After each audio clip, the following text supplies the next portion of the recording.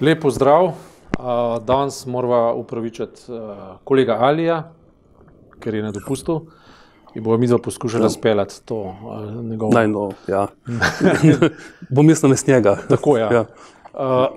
Imava od srede do srede in dogajanja tega tedna so pravzaprav zanimiva, epohalna, tako, ker se ti ukvarjaš z zunanjo politiko, bo omenila Davos, tisto, kar nas pa po mojem mnenju lahko ta teden zelo zanima, se mi zdi interesantna prva stran dela danes, se imenuje Na pragu nove trgovinske vojne in izvrsten komentar Zorane Baković, ki v bistvu poantira, da je pravzaprav Evropska unija tista, ki lahko dileme ali pa tisto, kar poosebla razmerje med Kitajsko pa med Ameriko, uspešno reši. In sicer Evropska unija je že nekoč imela pripombe na kitajsko produkcijo, ki pa ne upošteva socialne komponente, ki Evropska unija jo, in zato seveda v Evropi delovne sile ni toliko konkurenčna. Ne.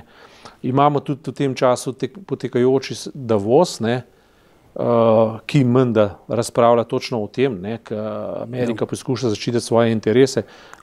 Veso, ti boš o tem več vedel, daj kaj povej.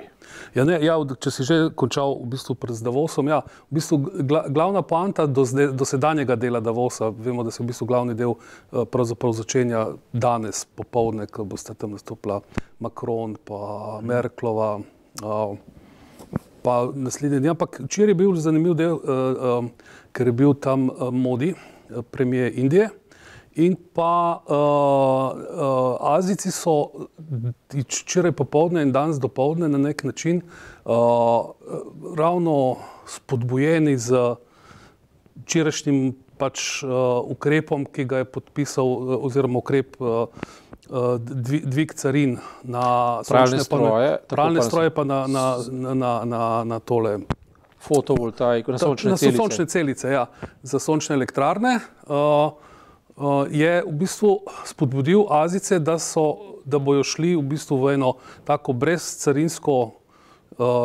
cono, brez Amerike.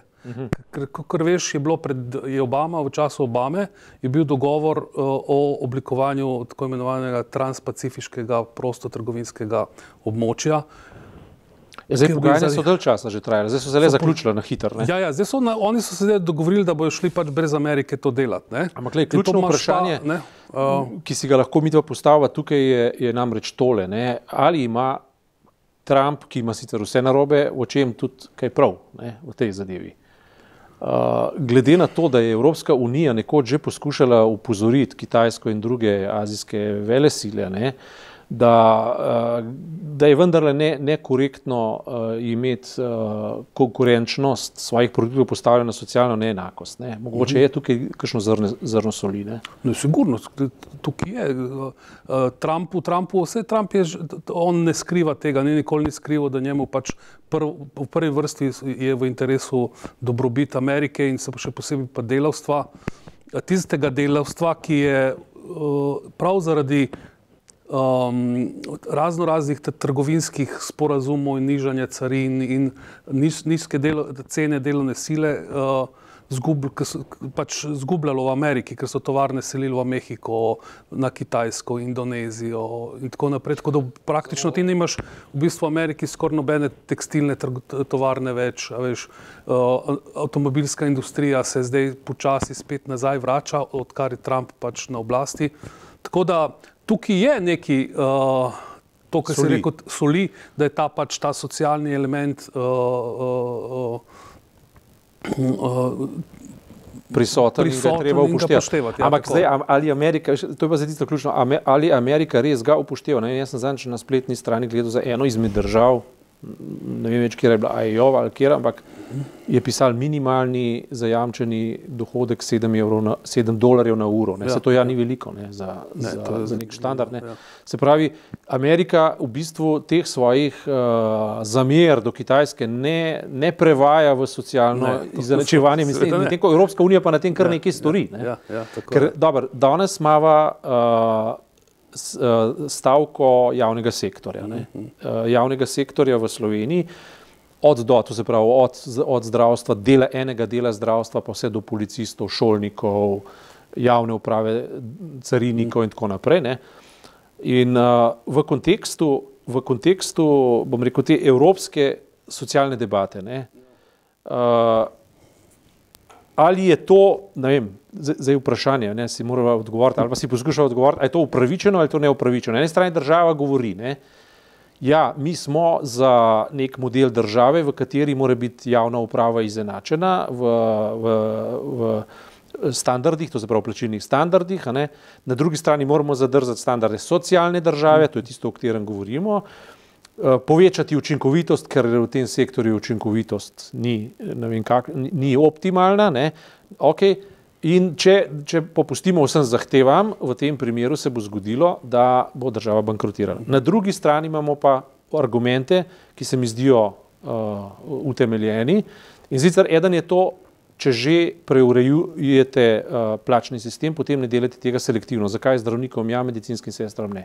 Zakaj zdravnikom ja, carinikom ne, policistom ne, šolnikom ne? Ja. 8 let smo šparali, zdaj pa tako, eni bodo odskočili naprej, drugi pa ne. Ne?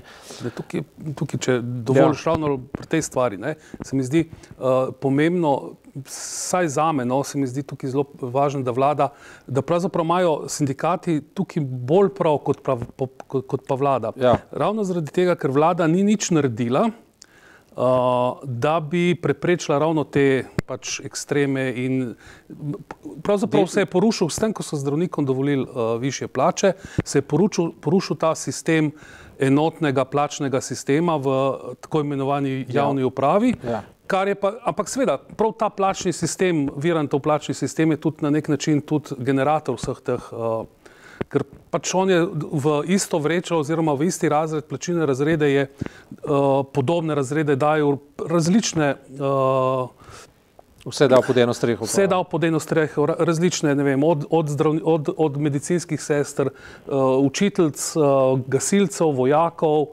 do uradnikov. Ne? In se mi zdi, da bi veliko boljše bilo in manj težav bi bilo, če bi prihodnja vlada pač prekinila oziroma opustila ta sistem in naredila nov plačni sistem, recimo samo za birokracijo, državno, se pravi za samo strogo državno upravo in birokrate, posebej za šolnike, posebej za zdravstvo in posebej za vojsko in za policijo. In se mi zdi, da bi tukaj pa lahko ti pol imaš več manevrskega prostora in ne moreš narediti nekih, ne vem, večjih nihanj.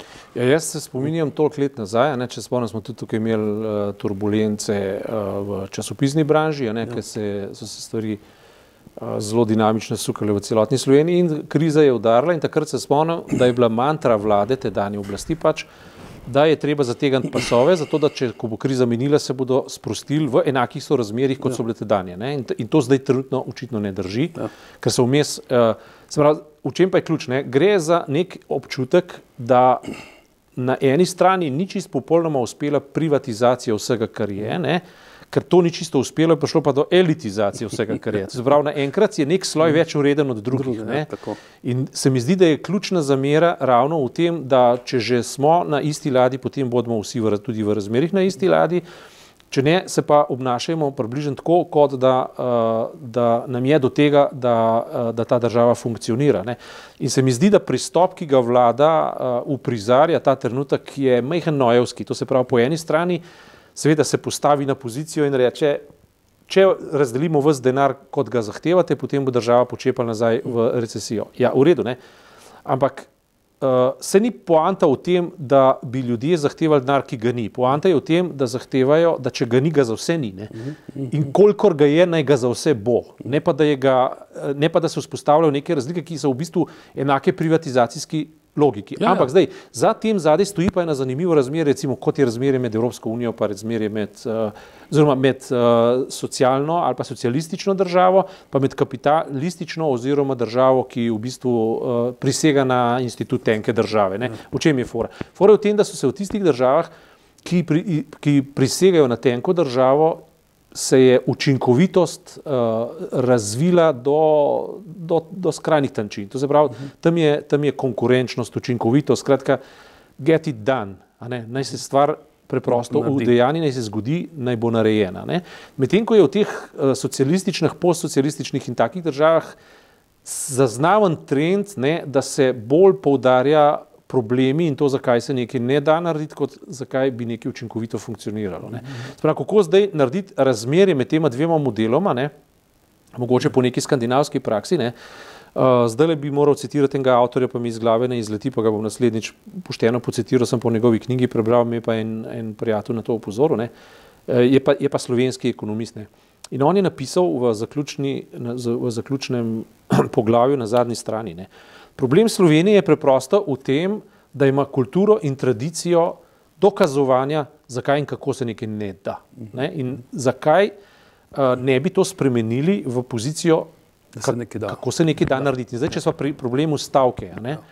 Zakaj dejansko država ne bi namesto, da se zdaj pogovarja o libičnem besednjaku, zakaj ne moremo podeliti plač, ne? Zakaj ne bi ona prišla raje z modelom, kako bomo distribuirali učinke izhoda iz krize? Ne? Torej, večjega GDP-ja. In seveda bi lahko tudi sindikati javne uprave prišli recimo nasproti z določenimi predlogi o tem, katere so še seveda rezerve, pa ne govorimo o službah, plačah, ampak v storilnosti. Recimo, teh rezerv je pa kar hočeš. Ne? Recimo, če se zdaj v javnem zdravstvu naročiš na en pregled, ne, pa boš videl, kakšni postopki in kakšni nesporazumi vmes tičijo. Ali pa čisto preprosto, če na eni od firm v državni lasti, kjer gledaš televizijske programe ali pa telefone ali karkoli že, ne, vidiš, kakšne sitnarije je prideti do ene informacije, pa koliko mestnih postaje, pa koliko je tukaj še za optimalizirati. Skratka, jaz mislim, da bi se dalo res ogromno na tej točki narediti, predvsem pa razpravljati začeti razpravljati preprosto o tem, kako bomo to družbo, kako bomo to državo naredili prijazno državljanu, tako da se bo v njej počutil kot približno tako, da vanjo spada. Ne? In se mi zdi, da je to ključen problem, ker če čist pošteno rečemo, so sindikati presne dolgo zdržali, glede na tisto, kar se je dogajalo leta 2008, pa potem 2010 in tako naprej. Ne? Oni so šli celo tako, to se verjetno dobro spomniš, 2012, 2013, takrat so pač pristajali, vem, da je SVIZ pa drugi sindikati v javnem sektorju so pristajali na to, da pač, ne vem, se ne povečuje, da model, ki ga je pač Virant vzpostavil. Ni bilo napredovanj. Ni bilo dviga plač, ni bilo, ne vem kva še, pač nekih, vse v luči varčevanja, ne? In zdaj pač moraš nekaj dati. Ne? Zdaj, kje so bili popravljeni, mogoče je bilo na Danskem, ne vem, kje so zdaj ta teden nekaj bral, da so razpravljali o univerzalnem temeljnem dohodku. Ja, na Finskem. Na Finskem, vidiš, na Finskem. Ne? Dobro, in zdaj razprava o univerzalnem temeljnem dohodku sigurno ni razprava o pravičnosti, zaradi tega, ker to nima veze s pravičnostjo. To ima veze z racionalnostjo, da tudi, če nekdo ne zasluži in mu daš, ima v končni fazi manj škodljive posledice, kot če mu ne daš. Ne? To je ideja temeljnega univerzalnega dohodka. No, zdaj pa razprava o tem, ne, kaj Evropska unija je, pa kaj Evropska unija ni, oziroma kaj Amerika je. Jaz osebno mislim, da se bo Amerika ustrelila v lastno koleno z Trumpovo politiko, kljub vsemu, čeprav ima kratkoročno uspešne učinke, ampak ne zna humanistično razmišljati, ne zna razmišljati pod neko socialnim perspektivo. Ampak v Evropski uniji, ne, so pa bili izdelani mehanizmi, na primer, ne, to, kar je zdaj razprava v Avstriji, na to se sklicujem v današnjem časopisu, ne. Namreč, nekdo kot delavec, recimo nek Poljak, pride v Anglijo ali pa pride nekam, ne, in potem, ali pa Romun, tipičen primer, ne, pride nekam delati in potem tam prejme, v Franciji, Nemčiji, kjerkoli, prejme otroški dodatek, ne, ki v bistvu na koncu pomeni, ne vem, polovico ali pa eno celo plačo romunskega delavca. Ne. Seveda so se najprej Velika Britanija pod Cameronom dvignila proti temu, potem je Nemčija poskusila, pa je odstopila, potem je seveda mislim, da je nekaj poskušala tudi ena druga država, zdaj pa Avstrija. Ne? Ampak v čem je pa finta? Ne? Finta je v tem, da v trenutku, ko ti enkrat začneš take modele spreminjati na tak način, že vstopiš v neko logiko, ki je pa trumpistična, ki je trumpovska. Ne?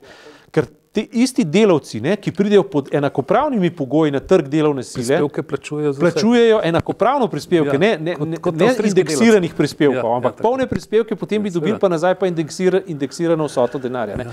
Skratka, govoriva o temeljnih evropskih vrednotah. Ne?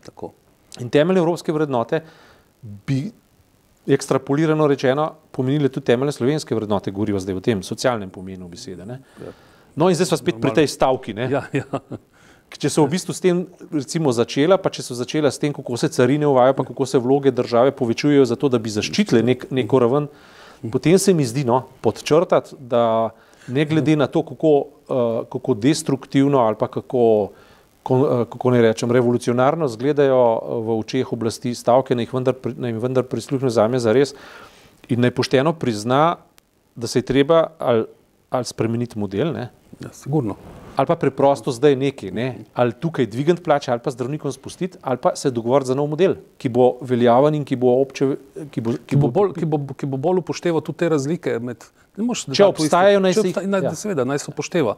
Ko imaš zakonitosti, ne vem, zaposlenih v zdravstvu, sester in medicinskih tehnikov. Tam je sigurno treba upoštevati dežurstva, marsikaj je treba upoštevati. Ali pa zakonitosti dela v šolstvu. Ne moreš to enačiti z delom, ne vem, v pisarni nekega ministrstva ali pa ne vem, nekega vladne agencije. Ne? Še enkrat se bom vrnil na to, kar sem prejšnji teden že mimogrede povedal, ker sem gledal po televiziji oziroma po netu. Ne? Namreč to se je dogajalo v Ameriki, ne? Nedavno, prejšnji teden, 2 tedna nazaj. Kaj se je zgodilo? Tako kot so šparali, tako kot pri nas v šolstvu, so učitelji nižali plače, jih zamrznali neki vrednosti, potem so pa nadzornikom dvignili plače. Ne? Se pravi, učiteljem ni bil problem to, da so jim znižali plače. Problem je pa bil, da so nadzornikom dvignili plače, njim pa ne. Ja, in potem je ena od učiteljic poprotestirala in so jo nadzorniki dali v klent, še enkrat večji tak mišičnjak, jo je v klenu ponižal, zaprl in tako naprej. In z tega zdaj škandal, ona bo tožila in dobila v Ameriki to mogoče velike denarje, ampak v tem je poanta. Poanta ni v tem, da ljudje jedo kislo zelje, dokler ga vsi jedo. Ko enkrat vidijo, da je eden začel gor polivati v cvirke, pa si znadevati zraven klobaso, on pa je naprej zelje, to pa je problem. Ne? Ja, seveda. To ljudi razjezi. To ljudi razjezi. To stavko jaz razumem v tem kontekstu. Jaz tudi, predvsem v tem. Ja. Absolutno, ker ti naredili so prvič z zdravnikom, pa se na veliko govorilo o tem, da bojo direktorjem šol, pa ravnateljem, pa ne vem, ki tudi dejansko, čeprav imajo tudi oni en razlog in razumljiv razlog, zakaj zahtevajo večje plače, ker niso imeli, ne vem, isto so imeli tudi oni, pač so sodelovali pri varčevanju in niso tudi njim nič dvigovali plač in niti drugih dohodkov. Ne? Ampak najprej, razumeš, najprej dvigneš plače tistim, ki so v bistvu, ki si polivajo že od cvirke. Ja. In ji dodaš še klobaso zdraven, za vse ostale pa pustiš, sej za vas je kislo že čisto redno. Vse je možno dati na pogajalsko mizo, pa se pogajati, ampak pod črto kakršnihkoli pogajanj je treba pa preprosto opozoriti na tanko na to mentaliteto, ne? Da se naenkrat ne začne gledati na največjo dobrino evropske civilizacije, to pa je javna storitev, ne? Javno zdravstvo, javno šolstvo, sociala, javno to in javno ono. Ne? Tisto, kar je res velika dobrina, da se na to ne začne gledati kot na ne bodi ga treba požiralca proračuna, medtem ko pa ta neoliberalni svečeniki, ne? Ki so, a veš, ki oprosti, ti pa imajo neko zažiralsko noto, ne? Da se jih pa jemlje kot samoumevne. Ne? In to je, jaz mislim, da, ne vem, enkrat sem jaz delal intervju z Veljkom Rusom, ne? In on je takrat, kot velik poznavalec teh razmerij, ne? Je celo tako delač šel, da je rekel, da bi se on s socialnimi partnerji raje zavzel za laissez-faire odnos, kot za restriktiven odnos, da se jih obravnava kako ne rečem, iz pozicije pozidanega zidu, preko katerega ni mogoče z glavo in z ničemer iti. Se pravi, on je takrat rekel, da se družbene razmerja začnejo nenormalno rušiti, če ti dialoga med socialnimi partnerji ne vzdržuješ. Ne? In že samo v tem, da moraš iti na cesto s transparentom v roki, nekaj poniževalnega. Jaz ne vem, eni so na to ponosni, enem se fajn zdi. Mene bi bilo sram iti na cesto, po prvič povedano. Ne? Mene bi bilo sram iti. In je pa žalostno, da je treba iti. Ne? Ja. Ne, žalostno je to, da absolutno tebi je recimo pod častjo, da bi šel. Ker pričakuješ, da bo tvoj delodajalec ali pa kdorkoli prepoznal vrednost tvojega dela. Ne? Ja, tako je. Ne? Ja. Ne? Ampak očitno vlada ne prepozna vrednost dela v zadostni meri pri ljudeh, ki danes stavkajo. To so relativno enostavne stvari za razumeti. Mogoče bi bilo dobro kakšne svetovalce poslušati, pa reči, dajmo se preprosto, ker dejansko, kot rečeno, Slovenija, dolgoročno gledano, ima nacionalno perspektivo samo in celotna Evropska unija, še enkrat, to sem že zelo velikrat rekel, pa še enkrat ponavljam, če bo regulirana socialno. Se pravi, če bo zregulirana socialno pač do te ravni, da bodo ljudje doživljali dostojnost svojega bivanja. Mislim, to je zdaj nevzdržno in neznosno, da nekdo dela vse življenje in to dela normalen poklic, potem pride pa v penzion, pa ne more v dom iti, zato ker ne more plačati stroškov doma. Tukaj nekaj ne špila. In s kakšno pravico potem nekdo na starostnih domovih dela biznis, oziroma dobičke. Treba je razmišljati, da je treba te stroške prilagoditi nekemu povprečni dostopnosti. Zdaj pa povprečna dostopnost do doma ni mogoča. Zdaj morajo občine sodelovati, potem jim pa premoženje vzamejo in tako naprej. Skratka, to je debata, evropska debata, kjer je treba zagotavljati podoben standard, kot se zagotavljajo standardi za vzdržnost bančnega sistema.